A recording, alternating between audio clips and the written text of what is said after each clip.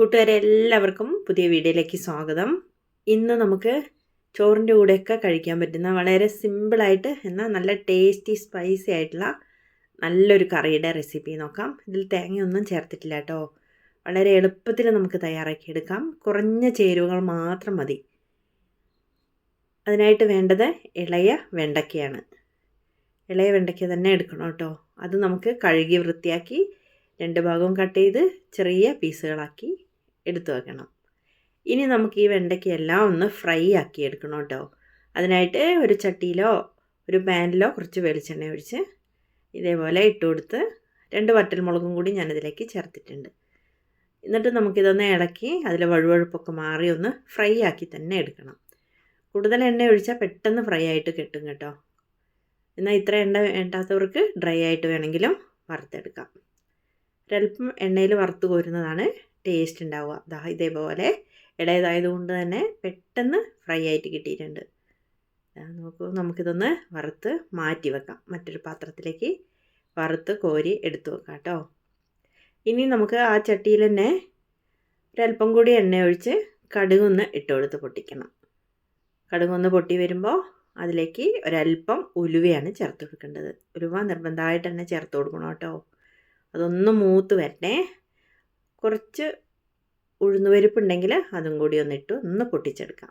ഓപ്ഷണലാണ്, ഇട്ടാൽ നല്ലതാണ് കേട്ടോ ഈ കറിയുടെ ടേസ്റ്റിന്. അതൊന്ന് മൂത്ത് വരട്ടെ. ഇനി നമുക്ക് കുറച്ച് ചെറിയ ഉള്ളിയാണ് തോല് കളഞ്ഞ് കഴുകി വൃത്തിയാക്കി അതേപോലെ തന്നെ നമുക്ക് ഇട്ട് കൊടുക്കാം കേട്ടോ. കുറച്ച് വെളുത്തുള്ളി അല്ലിയും തോല് കളഞ്ഞ് ഇട്ട് കൊടുത്തു. കുറച്ച് പച്ചമുളകും കൂടിയിട്ട് ആ എണ്ണയിൽ നമുക്കിതൊന്ന് വഴറ്റിയെടുക്കണം. അത്യാവശ്യം നല്ലപോലെ ഹൈ ഫ്ലെയിമിലിട്ടൊന്ന് വഴറ്റി എടുക്കണം. നന്നായി വഴന്നതിന് ശേഷം നമുക്ക് മറ്റ് ചേരുവകൾ ചേർത്ത് ഒന്നും കൂടി വേവിച്ചെടുക്കാം. കണ്ടില്ലേ, അത്യാവശ്യം ഒന്ന് വഴന്ന് ബ്രൗൺ കളറായി വരുമ്പോൾ ഒരു ചെറിയ തക്കാളി കട്ട് ചെയ്തിട്ടു. വലുതാണെങ്കിൽ പകുതി മതി കേട്ടോ. വെണ്ടയ്ക്കയുടെ അളവിനനുസരിച്ച് നമുക്ക് സാധനങ്ങളുടെ അളവ് കൂട്ടിയെടുക്കാം. എന്നാലും ഇതൊരു തൊടുകറിയാണ്,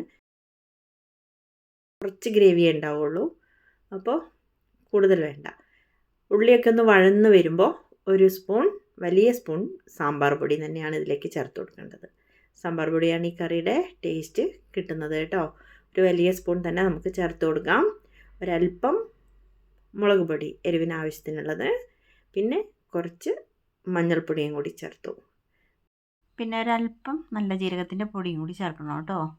പിന്നെ ഉള്ളിയിലേക്കും തക്കാളിയിലേക്കൊക്കെ ഒന്ന് ഉപ്പ് പിടിക്കട്ടെ. വെണ്ടയ്ക്ക ചേർക്കുമ്പോഴും അതിലേക്കും കൂടി ആയാലും കുഴപ്പമില്ല. അപ്പം നമ്മൾ ഒരല്പം പൊടിയുപ്പും കൂടി ചേർത്തൊന്ന് വഴറ്റണം. പൊടി കരിയാതെ സിമ്മിലിട്ടിട്ടൊന്ന് വഴറ്റിയെടുത്ത് വെക്കാം. കൂട്ടുകാരെല്ലാവരും ഈ സമയം വീഡിയോ ലൈക്ക് ചെയ്ത് കാണണേ. സബ്സ്ക്രൈബ് ചെയ്യാത്തവർ ചെയ്യാൻ മറക്കല്ലേ. കൂടെ ഹൈപ്പും കൂടി ചെയ്യാൻ മറക്കല്ലേ കേട്ടോ. ഈ സമയം നമുക്ക് കുറച്ച് വാളംപുളി ചൂടുവെള്ളത്തിൽ കുതിർത്തെടുക്കണം കേട്ടോ. ഒരല്പം ചെറുനാരങ്ങയുടെ വലുപ്പത്തിലുള്ള വാളംപുളി ഒന്ന് ചൂടുവെള്ളത്തിൽ നന്നായിട്ടൊന്ന് കുതിർത്തെടുത്ത് ജ്യൂസ് ഇതിലേക്ക് ചേർത്ത് കൊടുക്കണം. എന്നിട്ട് ഇളക്കി യോജിപ്പിച്ചോ. കണ്ടില്ലേ, മസാലയിലൊക്കെ കിടന്നങ്ങ് തിളച്ച് പച്ച ചൊവയൊക്കെ ഒന്ന് മാറട്ടെ. പുളിയുടെ മറ്റ് പൊടികളുടെയൊക്കെ പച്ച ചൊവയൊക്കെ ഒന്ന് മാറി വരുന്നത് വരെ ഒന്ന് സിമ്മിലിട്ട് ഇളക്കി യോജിപ്പിച്ചെടുക്കാം. ഒരല്പം കായപ്പൊടിയാണ് ഇനി ചേർത്ത് കൊടുക്കേണ്ടത്. സാമ്പാറിനൊക്കെ ചേർക്കുന്ന കായപ്പൊടി ഇതിലേക്ക് ചേർത്ത് നല്ല ഫ്ലേവറൊക്കെ കിട്ടും. കറിക്ക് നല്ലൊരു ടേസ്റ്റൊക്കെ വരും കേട്ടോ. അതും കൂടി ചേർത്ത് ഒന്ന് തിളച്ചോ. ഇനി നമുക്ക് കട്ട് ചെയ്ത് വെച്ചിട്ടുള്ള വെണ്ടയ്ക്ക അതിലേക്ക് ചേർക്കാം. ഒരല്പം ഗ്രേവിക്ക് ആവശ്യമുള്ള ചൂടുവെള്ളം കൂടി ഒഴിച്ചു കൊടുക്കാം കേട്ടോ. കൂടുതലങ്ങ് വേണ്ട, ഒന്ന് കുറുകിയിരിക്കുന്നതാണിത് നല്ലത്. ഇനി വെണ്ടയ്ക്ക അതിലേക്ക് ചേർത്ത് ഹൈ ഫ്ലെയിമിലിട്ടൊന്ന് തിളപ്പിച്ച് ഒന്ന് വേവിച്ചെടുക്കണം. മസാല എല്ലാം കൂടി ഒന്ന് സെറ്റാക്കി എടുക്കണം കേട്ടോ. ഹൈ ഫ്ലെയിമിൽ തന്നെ ഇട്ട് തിളപ്പിച്ചെടുക്കാം. അടച്ച് വെച്ച് 2-3 മിനിറ്റ് ഒന്ന് തിളച്ച് വീണ്ടും ഒന്ന് ഇളക്കി നോക്കി. നല്ലപോലെ ഒന്ന് തിളച്ചിട്ടുണ്ട്. ഒന്ന് തിളച്ച് കുറുകി വരട്ടെ. അപ്പോഴാണ് മസാലയുടെ ടേസ്റ്റൊക്കെ വരിക. സാമ്പാർ പൊടിയൊക്കെ ചേർത്തതല്ലേ. വെണ്ടയ്ക്കേൻ്റെ ഉള്ളിലേക്ക് ഉപ്പും എരിവും എല്ലാ ഫ്ലേവറും അതിലേക്ക് കിട്ടട്ടെ. കുറച്ച് കറിവേപ്പിലയും കൂടി ചേർത്തു. നന്നായിട്ടൊന്ന് തിളച്ച് ഒന്ന് കുറുക്കി വരുമ്പോൾ നമുക്ക് സ്റ്റവ് ഓഫ് ചെയ്യാം. കടുകൊക്കെ ഇട്ട് താളിച്ചതുകൊണ്ട് തന്നെ ഇനി അതിൻ്റെ ആവശ്യമില്ല കേട്ടോ. അത്യാവശ്യം എണ്ണയും നമ്മൾ ചേർത്തിട്ടുണ്ട്. ഇനി എണ്ണയോ താളിപ്പോ ഒന്നും ചെയ്യേണ്ട ആവശ്യമില്ല. നന്നായി തിളച്ചു. ഇനി ഒന്ന് സ്റ്റവ് ഓഫ് ചെയ്യാം. ഒരല്പസമയം കഴിഞ്ഞ് ഇതൊന്ന് കുറുകി വരും. ചോറിൻ്റെ കൂടെയൊക്കെ ഒഴിച്ചു കൂട്ടാൻ സൂപ്പർ ടേസ്റ്റാണ്. ഇതാ എണ്ണയൊക്കെ ഒന്ന് തെളിഞ്ഞ് മസാലയൊക്കെ തെളിഞ്ഞ് വന്നത് കണ്ടില്ലേ. ഒരല്പസമയം കൂടി ഇരുന്ന സൂപ്പർ ടേസ്റ്റി ആയിട്ടുള്ള വെണ്ടയ്ക്ക പുളിങ്കറി ഇവിടെ റെഡി ആയിട്ടുണ്ട്. എല്ലാവരുടെയും അഭിപ്രായം പറയൂ. വീണ്ടും നമുക്ക് മറ്റൊരു വീഡിയോയുമായി കാണാം കേട്ടോ.